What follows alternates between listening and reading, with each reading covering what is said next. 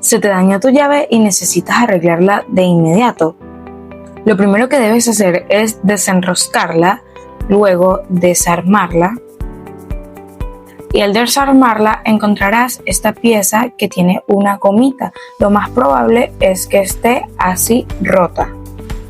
Para repararla utilicé esta inyectadora de TSC. Luego le corté la parte de arriba para que quede con el orificio y la metí dentro de la pieza.